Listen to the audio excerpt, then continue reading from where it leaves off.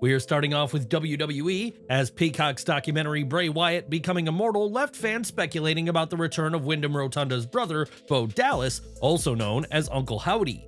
Teasers hinting at Howdy's comeback have persisted since the documentary aired. Mike Johnson of PWInsider.com provided a major update and reported that the group is set to film vignettes this week, possibly unveiling as soon as this Monday. The anticipated group, reportedly featuring Bo Dallas, Dexter Lumis, Nikki Cross, Joe Gacy, and Eric Rowan, has generated buzz among wrestling enthusiasts. However, it remains uncertain whether any members will adopt new personas, according to Mike Johnson. Although a debut on this Monday's Raw isn't confirmed, it would make sense, as it'll be the first show after this weekend's Clash at the Castle, and WWE will be looking to reset with new storylines heading into Money in the Bank and SummerSlam. One man who never shies away from giving his opinion on WWE is former WCW president Eric Bischoff, and on the latest episode of 83 Weeks, Eazy-E thinks that WWE is taking a huge gamble with a sensitive subject. "I have no idea if it'll work, but hats off to WWE for having the balls to try it because it's a high-risk maneuver," Bischoff said. "I say that because if it comes together and it works, it can be massive, but if it doesn't come off, if it doesn't register, the letdown is going to be huge." Bischoff thinks the storyline is a big commitment, but the high-risk nature of the faction could come with high reward in his opinion, as Wyatt's death is still a fresh wound in the hearts of the fans and the wrestlers, including Uncle Howdy Bo Dallas, who was Wyatt's brother. What do you think of Bischoff's comments? Sound off in our comments below. Now, TNA has garnered a lot of attention with their recent collaboration with WWE. After Jordynne Grace's loss to Roxanne Perez at NXT Battleground 2024, more TNA stars are expected to make it to the lights of WWE. However, one of the hottest names speculated to make an appearance in WWE is Joe Hendry. While there has been no update on Hendry going to WWE, he has pulled a massive string on TNA itself.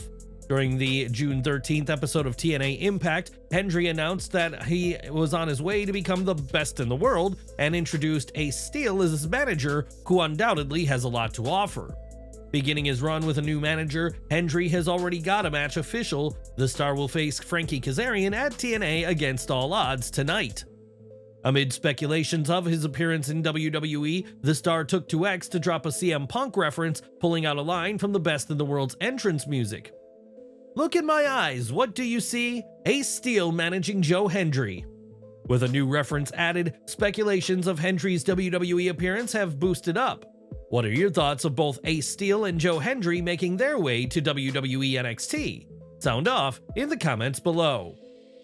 Jeff Hardy news now, as the former WWE champion is set to make his return to TNA this weekend, as confirmed by PWInsider.com through multiple sources. This news from PW Insider confirms Fightful Select's earlier report, which stated that Jeff was done with AEW starting this Friday. While the specifics of Jeff Hardy's role at Against All Odds and the subsequent TV tapings are yet to be determined, his return is expected to inject a significant amount of excitement into TNA programming. How do you think Jeff Hardy's return to TNA wrestling will impact the promotion's current storylines and fan engagement? Sound off in the comments below. Recently, the Bloodline has undergone significant changes, with Solo Sikoa assuming the role of the head of the table. This shift also marked the WWE debut of the Gorillas of Destiny, Tama Tonga, and Tonga Loa. Of late, several wrestling media outlets reported that WWE hired Hikuleo, a resident of New Japan Pro Wrestling, to be the newest Bloodline member. It has been reported that Hikuleo concluded his tenure with New Japan Pro Wrestling at the Dominion event on June 9th and is now poised to transition to WWE, a move that aligns with earlier speculations, especially considering Hikuleo's family ties and the ongoing story involving the Bloodline.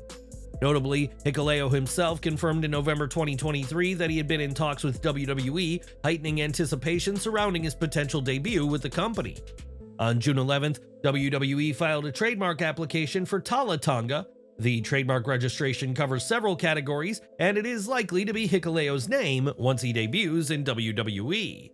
It is also to be noted that Hikuleo's middle name is Tuala, making it more evident Tala Tonga will be his name going forward.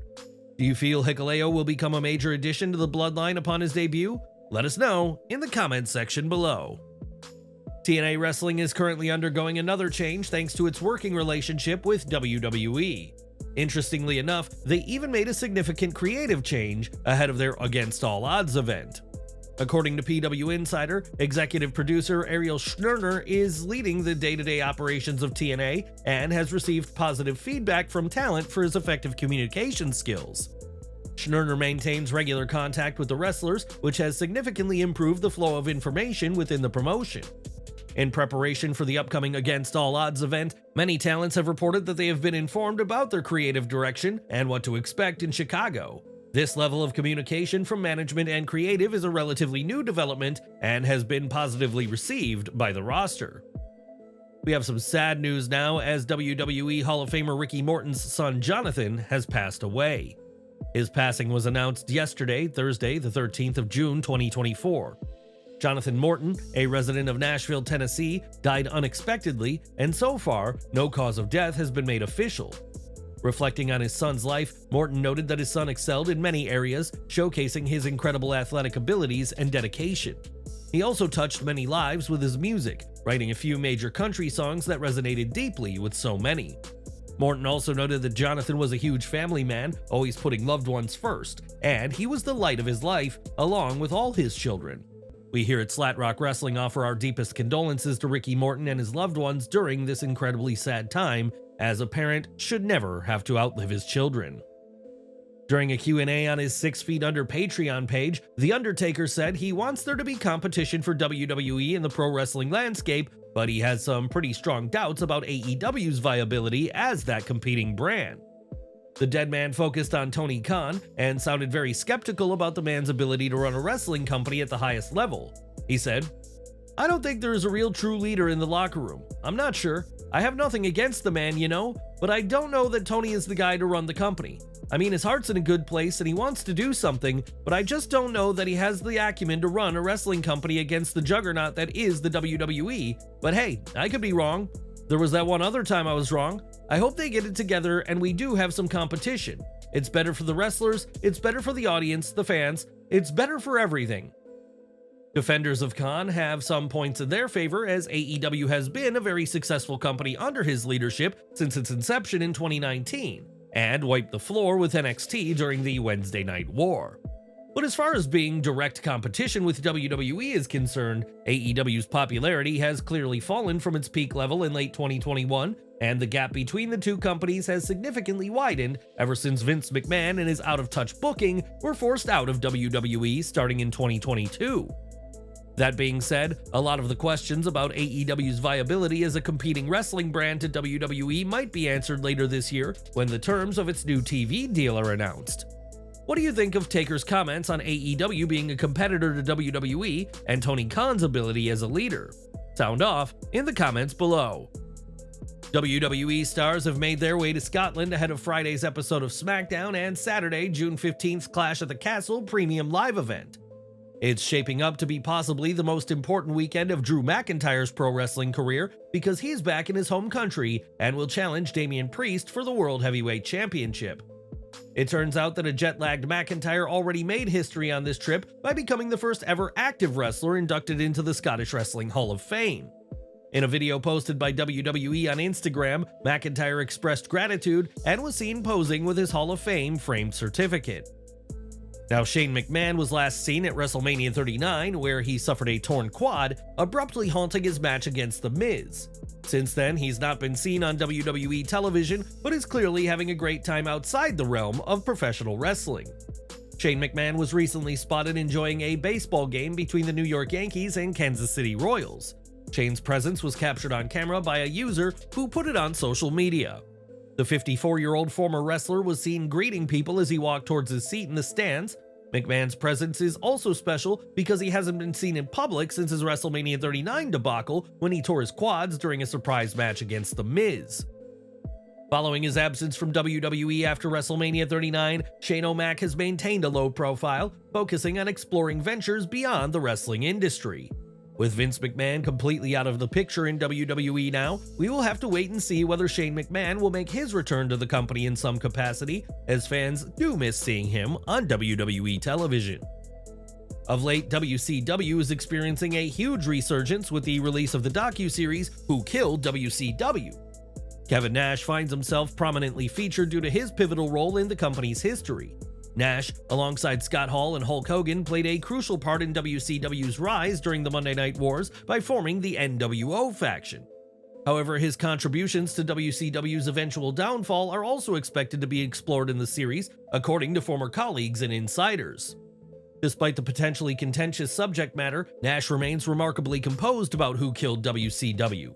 In a recent episode of Click This, Nash shared his relaxed perspective on the situation, suggesting that those who still harbor animosity from that era should let go of any grudges, and admitted to being in a very laid-back state during his interviews for the Docuseries, as he was completely stoned. The show is produced by Dwayne "The Rock" Johnson's Seven Bucks Productions and the creators of Dark Side of the Ring. The show's first 2 episodes earned both positive and negative reviews from people in the wrestling business. While Nash expressed his relaxed perspective on the situation, AEW commentator Tony Schiavone not only isn't happy with the docuseries, but actively hates the creators of Dark Side of the Ring. Schiavone made his feelings about the show's producers extremely clear on the latest edition of his What Happened When podcast. He said, "The Authority is the death of WCW. That program that's out now, that's the ultimate authority on everything," Schiavone said. "Those guys who produce that show know everything about wrestling. They're the smartest men in America. They know more about wrestling than I ever did, so who am I to talk bad about them? Fuck them." When asked by co-host Conrad Thompson why he gets so hot and bothered by the Dark Side of the Ring producers, Schiavone simply responded with, "Because they suck." Schiavone was the voice of WCW throughout the Monday Night Wars, and was on hand to call some of the most infamous moments in company history, including the Finger Poke of Doom, Bash at the Beach 2000, and actor David Arquette winning the WCW World Championship as a way to promote his movie Ready to Rumble. Are you surprised to see Tony Schiavone's reaction to the new Who Killed WCW show? Let us know in the comments section below. It was just 2 days ago when Dwayne "The Rock" Johnson revealed that he injured his elbow while filming the Mark Kerr biopic, The Smashing Machine. He was concerned about potential soft tissue damage and needed to get an MRI on the people's elbow to learn more about the extent of the damage done. The Final Boss posted a new update on his injured elbow on Instagram and clarified that he avoided the worst possible outcomes. The Rock says his ruptured sac will eventually heal, but for now, his own Terramana brand of tequila will help him deal with the pain. Since his return to AEW television, MJF began a heated feud with Rush, which has seen both of them try to tear each other limb from limb during their brawls on Dynamite. During an interview with Scott Fishman of TV Insider, Tony Khan expressed his enthusiasm about MJF's return and long-term commitment to AEW. Khan stated that he believes MJF is back permanent in AEW after his return. "It's really great. It means a lot to have MJF in AEW. He has been a great world champion and one of our biggest stars. Having MJF on Wednesday nights every week on TBS is a big deal. He was in an altercation with Rush last week, one of our top international stars and a brutal pro wrestler. Rush will be in action tonight, surely beating the hell out of some poor kid from Iowa. I know MJF will be in the arena tonight, so something to keep an eye on. MJF is one of our greatest stars. We're happy to have MJF back in AEW, I believe permanently." MJF is set to square off against Rush on the June 19th edition of AEW Dynamite, so we'll have to wait and see who will come out on top in the rematch, as MJF will remain a permanent fixture on AEW television going forward. The collaboration between WWE and Marigold has captured the attention of fans across the globe following their inaugural show's worldwide exposure. The details regarding how WWE will proceed in its alliance with Marigold have now come to light. Rossy Ogawa had already announced the Marigold Summer Destiny event scheduled for July 13th in Tokyo, Japan at the Sumo Hall. This partnership, which began thanks to the efforts of Julia, a star loyal to Stardom founder Rossy Ogawa, has seen significant talent exchanges between the promotions. Julia, who became a major star in Stardom under Ogawa's guidance before transitioning to WWE, will face former WWE NXT star Sari at the event on July 13th. Adding to the excitement, it has been announced that former WWE Women's Champion Io Sky will return to Japan to wrestle Utami Hayashishita. The Wrestling Observer noted that Io Sky would be the only WWE star appearing at the Summer Destiny show, and that there's no chance of Asuka working a Marigold event due to her issues with Ogawa. Dave Meltzer also talked about Julia's in-ring return status for the event, noting that Julia is planning to participate in the match despite having recently undergone surgery. He stated that her recovery is almost about to end, and the doctors have given her a go-ahead. The future of the WWE and Marigold partnership remains positive, and expectations are high for its progression. Do you anticipate exciting developments from the WWE and Marigold partnership? Share your thoughts in the comments below. WWE Hall of Famer Tammy Sytch has been entangled in legal troubles over the years, leading to repeated incarcerations and a tarnished reputation. According to PW Insider, a trial date has been set for the lawsuit brought by the estate of Julian Lasseter, who tragically lost his life in a March 2022 traffic incident involving Sytch. Sytch was convicted of DUI manslaughter and other charges related to the incident. The jury trial is scheduled to commence on October 7th, following the sounding of the docket and jury selection starting on October 2nd at the Circuit Court of the 7th Judicial Circuit in Volusia County, Florida. The lawsuit, seeking damages in excess of $30,000, alleges that on March 25, 2022, Sytch was intoxicated while operating a motor vehicle southbound on North Young Street in Ormond Beach, Florida. It claims Sytch negligently collided with the rear end of Julian Lasseter's vehicle near the intersection of West Granada Boulevard, causing severe injuries that led to his death the same day. The legal action further asserts Sytch's negligence resulted in significant medical and funeral expenses for the Lasseter family. Additionally, Julian Lasseter's adult daughter is described as having suffered and continuing to suffer from the loss of her father's companionship, guidance, and mental anguish due to his death. And we're ending today with Mercedes Moné, as the former Sasha Banks recently opened up about her boss, Tony Khan, and how he is a great person. The AEW president is known to care for his stars, and this is another story that revolves around the same narrative. The current AEW TBS champion is known to be very active on social media, and she also has her own newsletter that she sends to her fans regularly. In her latest newsletter, the CEO opened up about how Tony Khan let her use his private jet so that she could go and attend to her brother who was sick. In her newsletter, Moné goes into detail about how Tony Khan did not hesitate to let her use his private jet and how grateful she was because of the heartwarming gesture. She wrote, "Without hesitation, Tony said he would help. He took me back on his jet, headed to Jacksonville, and made it a point to stop in Orlando. No lie, I'm actually crying tears of joy and gratitude as I write this. I'm so blessed and grateful to be working at a company like AEW and to have a leader whose motto is family first." What is your opinion on Tony Khan's kind gesture? Sound off in the comments below.